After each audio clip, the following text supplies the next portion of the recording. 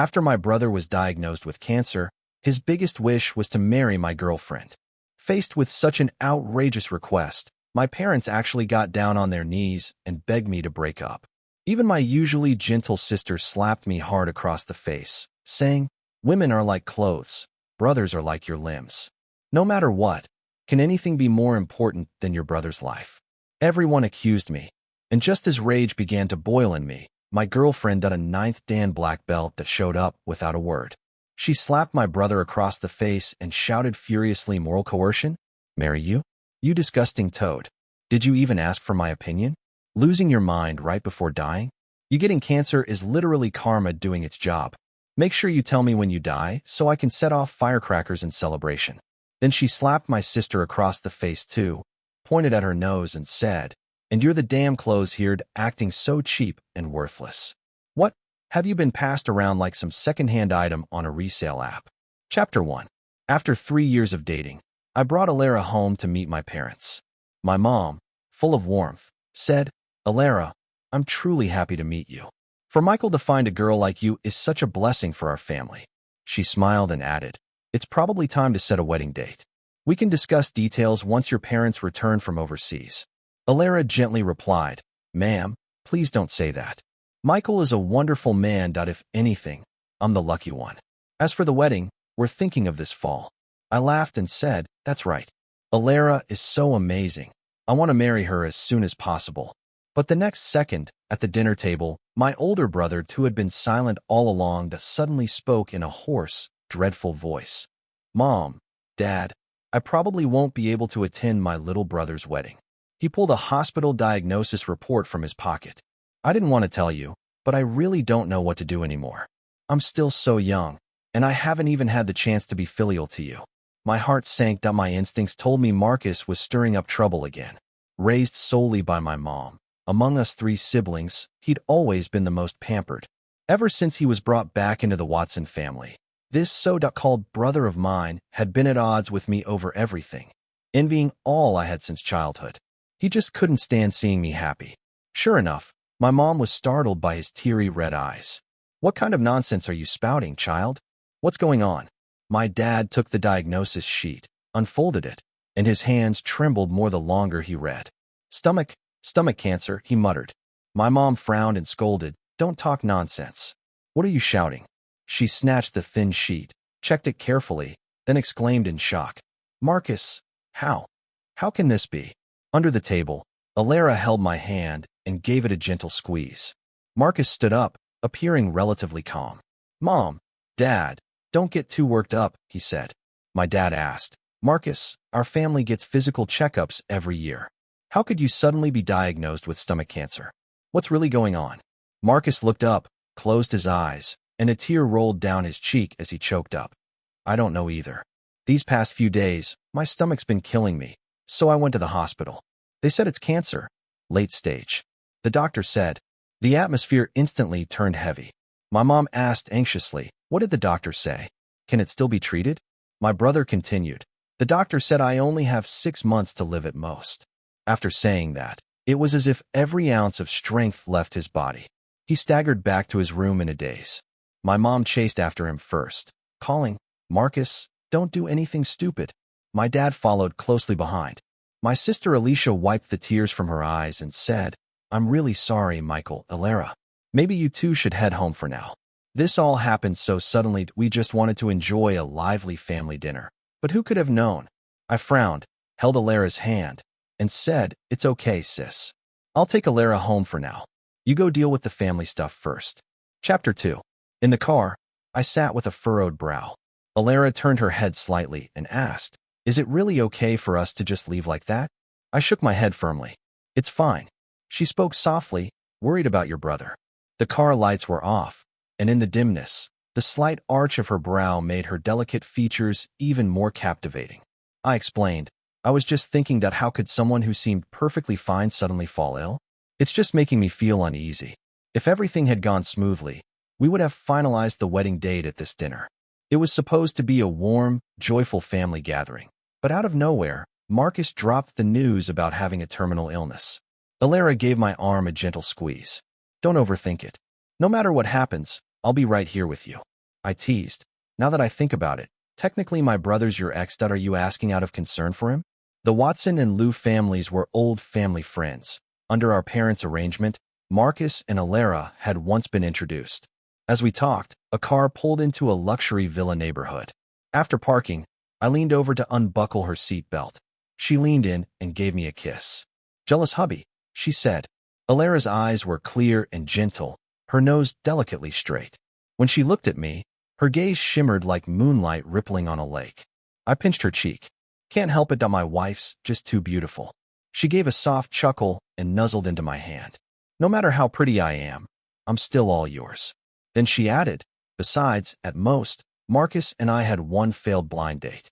"How did that turn into ex-boyfriend in your mouth?" I nodded. My bad. Poor word choice on my part." She rolled her eyes and held out her arms toward me. "All right, then carry me down." I replied, "At your service, my lady." Alara lowered her eyes with a quiet laugh, then let me lift her steadily into my arms. Chapter 3. I met Alara after graduating high school. At the time, Marcus said he wanted to take me on a graduation trip, claiming he wouldn't mess with me anymore and wanted to apologize with real actions. But in the end, he took me to an illegal black brick kiln, stole my phone, and ran. While they weren't paying attention, I snuck away, but I was in a completely unfamiliar place with no money. After going without food for days, I collapsed from hunger on the roadside. Thankfully, Alara found me. She bought me a meal and even lent me 2,000 yuan to get home. I didn't see her again until after college graduation, and it took me 3 months of pursuing her before she finally agreed to be with me. Just like that, 3 years flew by. What I hadn't expected was that despite how stunning Alara was, she had never dated anyone before. That night, after Alara had gone to bed, the vibration of my phone woke me up. I tiptoed to the balcony and answered, "Mom, it's really late." "What's going on?" On the other end, her voice was thick with tears. "Michael, you saw what happened tonight. Your brother, he has stomach cancer, late stage. There's no cure." I cut her off, my tone cold. "Yeah, and what did they want me to give up this time? Was it the award I won as a kid, or the guaranteed admission to my dream university that he stole from me in senior year?" She said, "Your brother told us his biggest wish, to marry Alara." I was speechless, my voice growing louder on its own as my fingertips dug into my palm, trying to keep calm. "Alara is my girlfriend. She already accepted my proposal." She replied, "Michael, your mom has no choice either. I hate to say it, but your brother is dying. It's just one woman. Doesn't 20-some years of brotherhood mean more than that?" I asked, "Brotherhood?" I laughed incredulously. "Mom, don't you think that word sounds ridiculous between us?" In middle school, Marcus incited others to bully me. In high school, he stole my university recommendation slot and even altered my entrance exam preferences. Why don't you ask him, when he was doing all that? Did he ever consider our brotherhood? Yeah, he's got cancer, and you all feel sorry for him, but that's not my fault. So why the hell are you coming to me with this guilt trip? Years of resentment erupted in that moment. I said a lot without holding back, maybe striking a nerve because my mom fell silent. After a while, she choked out an apology. "I'm sorry, Michael. Over the years, your dad and I have overlooked you in many ways, but your brother didn't know better. He was just a kid. How could he understand anything back then?" I gritted my teeth and said, "Don't pretend you don't know what's going on. Let me be clear, Alara is my girlfriend, and there's no way I'm giving her up. What's mine is mine, and if Marcus doesn't accept that, I don't mind helping him die a little faster." Then I hung up. Chapter 4. The summer night breeze was a bit chilly. I raised my hand and pressed my fingertips to my brow. There was no trace of sleep in me. When my mother gave birth to me, she almost died from complications. My father, being superstitious, believed I brought bad luck and would curse my mother, so when I was only a month old, he sent me away to live with my grandmother in the countryside. It wasn't until my grandmother passed away the year I finished primary school that I was brought back to what they called home. My parents, as if waking from a dream, suddenly wanted to make it up to me. They enrolled me in the best middle school in the city and placed me in the same class as Marcus. My mom told him, "Michael is new to all of this. Help take care of your little brother." Wearing designer clothes, he handed me a toy race car with a cheerful smile. "Don't worry, Mom. I'm his big brother. I'll look out for him." Caught off guard by his kindness, I stared at the toy in his hand and gave him a clumsy smile. Marcus was lively and outgoing, my sister was gentle, and our parents, though unfamiliar to me, tried to be attentive. Overall, it seemed like a warm new home. But the peace didn't last. Not long after transferring schools, my entire class began isolating me uncannily in sync. Some students mocked me. Look at him, all shabby and slow. How did a guy like him even get into our school? Another chimed in. Yeah, it's been a week, and he just buries his head in books. What's he trying to prove that he's some honor student? During recess, groups of classmates would talk loudly, pretending I wasn't even there. One day, someone asked Marcus, "Hey, young Master Watson, how could that raggedy kid be your brother?" I glanced down at my cloth shoes and padded jacket, handmade by my grandmother, and said nothing. Marcus frowned and replied, "Michael is my real brother. He was just raised in the countryside. You guys better not talk like that again." Hearing that warmed me inside, and from then on, whenever someone gossiped about me, Marcus would step in to defend me. But somehow, my situation never improved. That if anything, it got worse. One day after school, I stayed behind to do cleaning duty. A classmate poured dirty water all over me and locked me in an empty classroom. The next day, when I went to confront him, I accidentally overheard him boasting to others, "Young Master Wong, just like you said, it's freezing cold." That country bumpkin probably froze his ass off. And Marcus, no longer the caring brother that looked smug, his eyes cold, as he laughed. This is just the beginning. He needs to understand there's only one young master of the Watson family. Our parents' love, the family fortune, that they all belong to me. Chapter 5. Babe, why are you still awake? Something on your mind? A warm body pressed against my back, her cheek rubbing gently along my spine. I adjusted my mood and said, "It's nothing. I just thought of some things from the past." After getting together with Alara, I told her everything about my childhood and family. She got always lively and cheerful, had tears in her eyes before I'd even finished. Trembling, she threw herself into my arms and held me tight. "Michael," she said, "if only we'd met sooner." Just like now, as she leaned against my chest and whispered, "It's all behind you now, babe. Whatever comes next, we'll face it together." I hugged her tightly, rubbed her head, and let out a muffled "MHM." Alara narrowed her eyes and said, "Let me guess that Marcus is using his cancer to stir up trouble again." I sighed. "You guessed right." Alara looked up at me. I knew that guy couldn't stay quiet. "Did he call you? What did he say?" I shook my head. "It wasn't him. It was just a small thing, don't worry." She frowned. "How can I not? That guy's the textbook definition of a shameless bully. All bark, no bite, and always preying on the nice ones. And you're just too honest to handle someone like him." She clenched her fist and scoffed. "Why don't you let your wife take care of it? I'll beat him half crippled." I laughed and quickly stopped her. "Relax, it's my family business. Let me deal with it." Seeing the pout on her face and the look of distrust in her eyes, I added, Okay. How about this? I'll try to handle it first. If I really can't, I'll call in the boss. Deal?" Alara was the only daughter of the Liu family, a family famous for martial arts. So don't be fooled by her gentle appearance. That she was trained in Sanda, Judo, and Taekwondo since childhood. Which is why, generally speaking, I'd prefer she not get involved. Besides, I didn't want the person I loved to see the wreckage that was my family. She pouted and said, "Fine." She furrowed her brows slightly, clearly reluctant, but added, "Listen, if you can't handle it, don't pretend you can. Call me." I smiled. "MHM, don't worry." Chapter 6. The next day during a meeting at work, I got a message from my mom. "Michael, Mom wants to apologize on behalf of your brother. The past is the past. Come home tonight and visit him. He's given up on himself and refuses to go to the hospital. You should talk to him." I replied with just 4 words, "Not my damn business." Then I turned off my phone and got back to work like nothing happened. Everything that happened back in senior year made me see this family for what it truly was. So instead of following my dad's advice to study engineering, I majored in product design.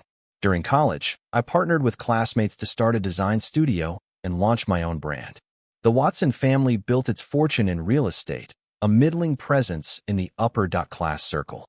I had zero interest in the family business. All I wanted was to stay out of Marcus's shadow and avoid his games. When you're busy, you lose track of time. It wasn't until lunchtime that I noticed the dozen missed calls on my phone, all from my mom. Annoyed, I blocked her number. 2 months later, The biggest design competition in the country was going to be held right here in our city. I was swamped finalizing sketches and drafts. No energy to waste on that absurd family. But I hadn't expected that since I didn't go back, they came to me instead. Dad, Mom, Marcus, and my sister Alicia. The four of them stood lined up neatly at the entrance of my villa. I hit the brakes and said, "Dad, Mom, what are you doing here?" Before my mom could speak, Marcus jumped in. "You blocked Mom's number, and you never answer my calls, Michael. The way you're talking, someone might think we're not welcome here." He looked frail, pale, and noticeably more haggard than before, like he'd aged overnight. But inside, I felt nothing. No ripple, no pity. "If you're here to ask me to give up my fiancée," I said, "then yeah, you're not welcome." I was about to roll up the window when Marcus reached out to stop me. "Little brother, don't be so cold. No matter what, we're still family." His voice was kind, his tone sincere, just like when I first transferred schools, and he'd slung an arm over my shoulder, calling me bro. I gave a sharp laugh. "Marcus, all these years, and you're still such a damn good actor." His face stiffened. I got out of the car and crossed my arms, staring at them. "If you've got something to say it here. I'm not inviting you inside." My dad, clearly displeased, stepped forward. "Michael, what kind of tone is that to use with your family? Didn't I teach you manners when you were little?" "Dad," I cut him off with a smile, "you're misremembering. I didn't come back until middle school, so note that you didn't raise me." He was visibly stunned, then snapped, "And that's your excuse for being disrespectful to your elders?" Then, as if remembering something, he turned to my mom and said, "I told you he was a jinx, but you wouldn't believe me. If you ask me, Marcus got cancer because of him." I stared at him cold as ice. "What are you glaring at? Am I wrong? We never should have brought you back. Look how we spoiled you. Now you're talking back to your elders." Chapter 7. My mom held him back and said, "Would you just say a little less?" Alicia also stepped forward, frowning. "Dad, that's really too harsh on my brother." My mom added, "Michael, your dad just has a clumsy tongue. He didn't mean it that way. Don't take it to heart." She leaned in affectionately and said, "No matter how busy work gets, you still have to eat right. The housekeeper made your favorite sweet and sour ribs. Come home with Mom, okay?" This whole performance didn't stir the slightest ripple in my heart. If anything, it made me want to laugh. My mom grabbed my hand and said, "You're a piece of flesh that fell from my own body. How could I not feel pain for you?" After a pause, she asked, "Have you thought over what I said last night?" Just as expected, I sneered inwardly. I pulled my hand away and turned to leave, but then my mom suddenly yanked me back and dropped to her knees with a loud thud, tears streaming down her face. "Michael, please, I beg you. The doctor said your brother's illness can't be cured. Just treat this as fulfilling his last wish. I'm kneeling to you. Isn't that enough?" I was taken aback and quickly said, "What are you doing?" The other three were panicking too. My dad was the first to react. "What are you doing kneeling to him? Is he even worth it?" My mom cried even louder. I raised Marcus myself. How could I bear this? I wish I could die in his place. "Please, Michael, just grant him this." Alicia pressed her lips together. "Yeah, Michael, it's just a woman. Do you really have to be like this?" Marcus also rushed over and knelt down beside her, holding her up. "Mom, don't do this. Begging him like this hurts more than dying. Forget it. I won't marry Alara. It's all my fault." Watching this touching family drama play out made me almost want to throw up. I stepped back, shook off the woman clutching my hand, then grabbed Marcus by the collar. Next second, smack. Smack. 2 slaps, one from the front, one from the back, rang out loud and clear. I said, "You're the one who called them here to stir up drama, and now you're putting on a show too? What the hell is wrong with you? I've had it with you, Marcus. 1 slap is for your 2-faced bullshit, bullying me and isolating me. The other is for stealing my guaranteed college admission with your underhanded tricks and messing with my university applications." I kicked him hard. Marcus stumbled back and fell hard to the ground. The finger marks on his pale face were clearly visible, and a sharp red scratch ran down his arm from the gravel. A flash of anger flickered across his face before he resumed his pitiful act. "Brother, I've wronged you in the past," he said, "but are you really going to hold on to this with someone who's about to die?" Then he suddenly coughed violently and spat out a mouthful of blood. My dad was so furious he looked like he was about to have a stroke, his eyes turning red. "Marcus, what's happening to you?" Alicia, who had been watching for a while, finally exploded too. She snapped at me. "Michael, apologize to Marcus right now." Then she suddenly charged forward and slapped me across the face. I was stunned, my head turning sharply with the blow. The next moment, I turned my head and looked at her, curling my lips into a smile. I gritted my teeth and said, "Apologize? After all the despicable shit Marcus has done, has he ever said sorry?" I was so angry my chest heaved violently, my fingertips trembling. Just yesterday, they were still joking and chatting at the dinner table, talking about my wedding date. Now that the fake masks were off, it was downright disgusting. But Alicia started lecturing me. "Michael, come on. At a time like this, you're still hung up on all that? Don't you know the dead should be respected? You'd go so far as to turn against your own brother over a woman? Where's all that education of yours gone? Women are like clothes, but brothers are like limbs. How can Alara matter more than your brother's life?" Just as I was about to lose it and strike back, a figure suddenly darted past me. Smack! That person slapped Alicia across the face hard. "All of you ganging up to bully my husband," she said. "Don't you have any shame?" Her voice was icy cold, like it had been dipped in frost. Chapter 8. I sat in surprise. "Alara, weren't you working overtime?" Alara pouted. "Aunt Wu said some uninvited guests showed up at the house, so I pulled up the front door surveillance to check. I was worried about you, so I rushed back. I sometimes get so absorbed in work I forget to eat or sleep. Aunt Wu is the family chef in charge of all my meals." Alara winked at me. "No tears now, sweetie, that your wife's here to back you up." I was speechless. After saying that, she turned around and coldly stared at the whole family of 4. "Mr. and Mrs. Watson," she said, "from the sound of it, you want us to call off the engagement and have me marry Marcus instead, right?" My mom awkwardly got up from the floor. "Alara, listen, it's just a marriage alliance between our 2 families. It doesn't matter who you marry." Alara lowered her eyes and let out a soft laugh. "Then why not talk to my family? Go to my dad and mom. Why bring it to Michael?" My mom stammered, unable to give a real answer. Alara snorted. "What, I don't dare go to my parents? Or is it because you know I'd never agree, so you're trying to pressure Michael into doing your dirty work?" My dad cleared his throat. "Just give this some thought, Alara. You know Marcus's condition. Late-stage stomach cancer. Just do this as a favor for Uncle Watson." Alara nodded. MMM. "I've thought about it. My answer is no." She added, "This is hilarious. Since when did my marriage become something for outsiders to dictate? Did I or my husband cause Marcus's cancer? Why should we have to pay the price?" My parents had nothing to say, but both looked very unhappy. Marcus was still half lying on the ground, now visibly at a loss. "Alara, don't be mad. This is all my fault." "Of course it's your fault," Alara cut him off sharply. "Did you think I wouldn't blame you? If it weren't for you, none of this today would have happened. Who are you trying to emotionally manipulate, Mary? You disgusting toad, did you even ask for my opinion?" My dad's eyes widened. "Alara, how can you talk like that?" I almost couldn't hold back a laugh. Everyone knew Alara was the heiress of the Liu family, but no one knew that once she lost her temper, she could curse more fiercely than anyone else. Marcus slowly stood up, looking sickly. "Alara, I really do like you. You know I don't have much time left." Alara wasn't moved in the slightest. She rolled her eyes.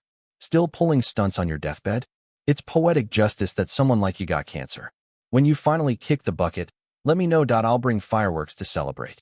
Everyone was shocked by Alara's brutally honest words. Alicia, clutching her face, looked pitiful. "Dad, Mom, let's just go." "Wait." Alara stopped her and pointed at her nose. "Did I say you could leave? Talking about women are like clothes. You're the fucking clothes here. So damn cheap and pathetic. What? Have you been resold on a second-hand app more times than you can count?" She added, "Alicia, my husband is too polite to hit women, but I won't hold back. If you lay a hand on him again, I can't promise what'll happen." I muttered, "Actually." Alara cut me off. "Let me say this one more time. Michael is the one and only husband I've chosen in this life." As if declaring a vow, Alara laced her fingers tightly with mine. From an angle no one could see, Marcus clenched his fists in rage, his jaw tightened, his eyes full of hatred. Alara continued, "Uncle Watson, let's be honest here. Everyone knows this so-called marriage alliance is just the Liu family doing charity work. The Liu family works in the tech industry, which has been thriving in recent years. There's no need to sacrifice a daughter in a marriage alliance with the declining Watson family. If not for Michael, I wouldn't have given the Watson family a second glance. Now that the truth was laid bare, my dad's face flushed red, his lips moving but saying nothing. Chapter 9. Back home, Alara applied medicine to my face, looking at the distinct finger slap mark. She puffed up angrily. Your sister is way out of line. Is that really your biological sister? She hit you so hard. I smiled. It's fine. I don't really care about her. At least I beat the crap out of Marcus and made him cough up blood. Alara huffed. Serves him right. After she finished applying the ointment, Alara buried her head in my chest, still fuming. I asked you last night what happened. Why didn't you tell me? Do you know how scared I was today? Sorry, I said and poked her cheek. First, I thought I could handle it myself. Second, I guess I felt kind of embarrassed. Alara frowned. Why? I sighed. Letting the person I like see the mess that is my family. How they behave like wild animals. It's just humiliating. I hesitated for a second, but decided to tell her the truth.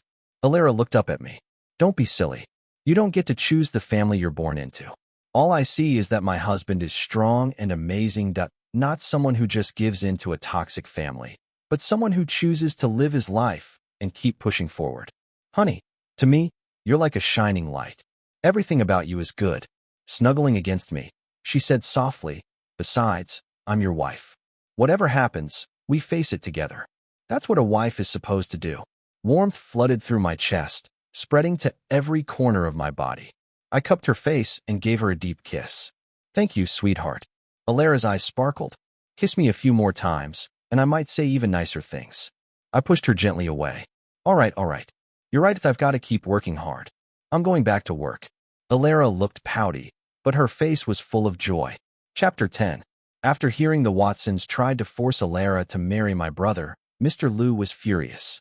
He directly warned my father that if they pulled any more shady tricks, the Watson family would be permanently blacklisted from all Liu family partnerships.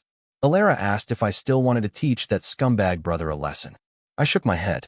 With your dad putting it like that, whatever stunts he pulls next won't matter. I already beat him up, and karma's got him with cancer. He's a dead man walking. Let the heavens handle him. Why waste energy on that? I've got too much on my plate. Alara leaned in, whispering with a laugh, You're too kind. Guys like him never stop. Who knows what he'll pull next?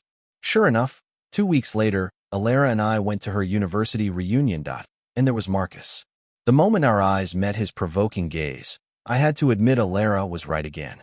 During introductions, Alara said, Anna said we could bring guests, so I brought my husband to mooch a free meal. I joked, technically, I'm still just the fiancé. Alara clung to my arm, pouting. I say you're my husband, so you are. Out of the corner of my eye, I saw Marcus staring at me, fists clenched. Classmates teased us lightheartedly. President Wong, young, accomplished, married to the class beauty. Living the dream. Another said, Let us know when the wedding is. We want invitations. I smiled and responded, but an untimely voice cut in. Wait, wasn't Alara Marcus's girlfriend? People used to say they were practically engaged. The atmosphere froze. I saw Marcus's face twist with discomfort. Before I could speak, Alara pinched my arm and turned to the speaker. Who said that? We had one failed blind date at most. Nothing more. Her tone was dead serious, more than I'd ever seen. The speaker stammered an apology. Sorry, didn't mean to stir things up. In college, everyone thought you two were a perfect match. Same background, future, all that marriage talk. Alara frowned, scanning the room. Who spread such ridiculous gossip? The silence was suffocating. I noticed Marcus had his head down, aimlessly tapping his fingers. A guilty tell. The class monitor broke the tension. Come on, let's not get worked up. It's been ages. Let's eat and drink, not let old drama ruin the night. I patted Alara's hand. All right, it's all in the past. They have your favorite grilled fish. Let me get you a piece. Her frustration melted away instantly. Chapter 11. Originally, I wanted to ignore Marcus, but he clearly came to cause trouble. Halfway through the meal, he chuckled at Alara. I really do regret missing out on such a great girl back then. The line made my skin crawl. I set down my chopsticks. If you can't shut up during a meal, you'll have more to regret. The class rep tried to smooth things over, but Marcus persisted. Alara, I remember you love ribs. Try some. He held out a rib with his chopsticks. Everyone froze, but Alara covered her plate the moment he stood. I prefer my husband's cooking. It smells better. Marcus's face darkened. but he laughed it off. Look at me, meddling when her boyfriend's right here. His little act ended as the gathering wrapped up. The class rep, supporting a wasted Marcus, asked us to take him home. Elara frowned. Just call a cab. I thought for a moment, then said, he's my brother, terminally ill. I can't just leave him. He can crash at our place. Driving home, I casually complained. The guest room PC needs replacing. It lagged during rendering last night. Elara blinked. But that's the new one you just. I cut her off. It's definitely slow. The design competition is too important to risk. She huffed. You just want a new graphics card. Find out buy one for use and one for your GPU museum. At a red light, she glanced at the back seat, pouting. Sure you want to bring him home? I smiled, taking in a stray dog. Curse this soft heart. She grumbled. Fine, but he's gone by morning. Chapter 12. Early morning, Marcus was already gone. Elara woke me up. Hubby, don't you think Marcus acted strange last night? He's got stomach cancer, but he got dead drunk with no discomfort. I sobered up. You think his cancer is fake? Elara nodded. Easy to fake. TV dramas do it all the time. I frowned, but I saw him cough up blood. She replied, stage makeup. This shook me awake. You're right. Elara sat up. How to prove it? Take him for a checkup? I remembered the hospital logo on his diagnosis. Let's check records at City Hospital. Elara said, you're busy with the competition. Leave it to me. I kissed her forehead. Thanks, wifey. That afternoon, our assistant David rushed in. George. Someone posted our design drafts online. The team panicked, but I said, those are early versions. The final submission is different. David, call the police. We need to find the leaker. Chapter 13. At the Watson residence with police, my mom opened the door, confused. I pointed at Marcus lounging on the couch. He stole my drafts and leaked them. An officer said, Marcus, come with us for questioning. Marcus feigned surprise. Mistake. Where's your proof? My mom blocked the police. My son isn't a thief. I played surveillance footage on my phone. Clear video of Marcus inserting a USB in our guest room computer. Mom watched, trembling. Marcus, did you really do this? Marcus panicked, yelling. George set me up. He lunged at me, restrained by officers. I sold you to that brickyard to die? I hate you. Neighbors gathered, and soon Marcus's scandal spread through elite circles. Mom stood frozen. How did my son become like this? She didn't understand that beneath his elite facade, Marcus was always a thug. Chapter 14.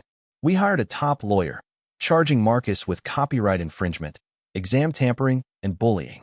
Mom and Alicia pleaded with me to drop the case. Dad, furious at the family shame, even slapped Marcus in prison. When Mom threatened suicide, I looped the surveillance footage on their TV. She cried. But he has cancer. Do you want him to die in prison? Alicia added. He's the son they doted on. You're breaking Mom's heart. I asked coldly. Because I'm not their biological child? Mom stammered. That's why we should. I cut her off. Marcus chose his actions. He'll face the consequences. I'll send you money, but we're done unless it's urgent. She called me ungrateful, but I was unmoved. Elara later said, tell security to bar them. Also, you let Marcus in on purpose, didn't you? I laughed. Didn't want you to blow the cover. She pouted. You're not as honest as I thought. I smiled. This is me. Regret marrying me? She kissed me. Love you more. Chapter 15. We anticipated Marcus using his cancer for early release, so we confirmed his diagnosis was fake. But a full exam stunned us. Marcus did have early-stage stomach cancer, caused by his lifestyle of sabotaging me, late nights, and heavy drinking. In his hospital room, he raged. Why you? You took everything. I said, karma. When you faked cancer, did you think it'd become real? He banged his head. I hated your noble act. I only wanted Willow because she was yours. I told his doctor to use the best treatment. He needs strength to serve his sentence. Watch him. He's mentally unstable. The doctor nodded. Chapter 16. After leaving the hospital, I drove to the biggest arcade in the city center. I didn't go there to play. Just wandered aimlessly, my sneakers scuffing the sticky linoleum. The air smelled of stale popcorn and the electronic beeps of vintage video games, but none of it registered. My mind was flooded with messy thoughts, jumping from memories of my late grandmother's creaky rocking chair to the years I'd spent sleeping on friends' couches while building my design studio from scratch. Makoto had finally received his punishment, but I wasn't exactly happy. What I felt more was a deep, relieving sense of release like unbuckling a seatbelt after a decade-long drive. I no longer had to stay on edge, waiting for his next move. Just as I paused by a claw machine filled with dusty plush bears, a sweet female voice crackled over the arcade's PA system. "Little George, your mommy is waiting for you at the mall entrance. Don't forget to go find her." I froze, the blood draining from my face. For a second, I thought I'd imagined it until I saw the teenager behind the counter snickering. When I realized who was behind the prank, I was speechless. God, how embarrassing. Fuming, I stormed toward the exit, but the moment I saw that familiar silhouette leaning against the glass doors, all my anger vanished. Willow waved at me, her ponytail swinging as she tilted her head. "Knew you'd be here." I pulled her into a hug, my voice hoarse from the emotions churning inside. "You're not working today? Please," she scoffed, looping her arm through mine. "If even you, the workaholic, took a mental health day, of course I had to join. Come on, let's celebrate." "Celebrate what?" I asked, letting her lead me toward the parking lot. She winked at me, the sunlight catching the freckles on her nose. "Solving the Makoto nightmare, duh. Isn't that worth a celebratory milkshake?" I looked at her, really looked, and said clearly, word by word, "Thank you, Willow." Staring into her eyes, I added, "Meeting you is the best thing that's ever happened to me in this rocky life." Willow was about to tease me, but instead her eyes turned red. She swiped at her cheek and sniffed. "That's not true. Everything you have, your talent, your studio, it's not luck. It's because you deserve it." Chapter 17. 2 months later, Willow and I held our wedding as planned. Under the crisp autumn skies of the Mid-Autumn Festival, we took our vows in a small church decorated with white chrysanthemums. My mom was busy caring for Makoto in the hospital, though we both knew she was avoiding the shame of our family's collapse. I hadn't invited her anyway. Our friends and classmates filled the pews, their laughter and applause drowning out the empty seats where my family should have been. Alicia texted congrats on the wedding, but I deleted the message without replying. My dad did show up, though standing awkwardly at the back, rubbing his hands like he wanted to shake mine but thought better of it. "Son," he said when I approached, "I know you've been through a lot. It's all my fault for being so superstitious." I knew perfectly well he was only there because Makoto was now in prison, his golden heir reduced to a convict. There was no genuine guilt in his eyes, just the same calculating look he'd given me when I refused to join the family business. Maybe I was just completely done with that family. "It's all in the past," I replied with a blank face. "And if it's in the past, it's got nothing to do with me anymore." The day after the wedding, I took Willow back to the village where I used to live. We walked hand in hand through the fields, the hem of her red cheepow brushing the tall grass. At Grandma's grave, I knelt before the weathered stone, tracing the gentle lines of her black and white photo. "Grandma," I said, my voice steady, "I'm doing really well now.